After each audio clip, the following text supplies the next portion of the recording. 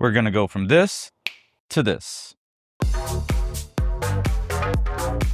Have you ever had to do one of these, extending the speaker cable? Because I had a tower speaker here, but now I have to go to something that's on a stand, and I cut the speaker cable for a tower. Now I had to extend it, and I didn't want to run a full new cable. Actually, it didn't have another full cable, but I had a little extra. And the only issue about this is that, well, it's not the best way to make sure we got a tight connection. So let's fix that, shall we? So what we're gonna do is we need to put banana plugs on both ends. So I got one set of speaker wire with the banana plugs on it. Now the reason why I wanted to do it a cleaner way was because I was getting a few instances where the connection would kind of go out and in and out and in.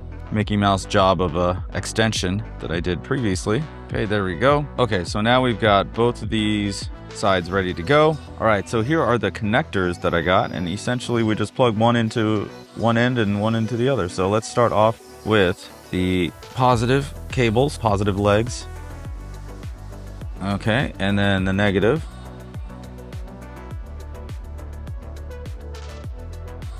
All right, here we go. A nice, tidy, neat looking speaker cable extension. Just combining these two products here. I'll leave links in the description if you guys want to check it out, but here's a quick tip. So now I know I'm going to get a better connection and nothing will get loose. These things are pretty tight in there. I like it. What do you guys think? Let me know down in the comments below. Don't forget to like and subscribe for more home theater tips.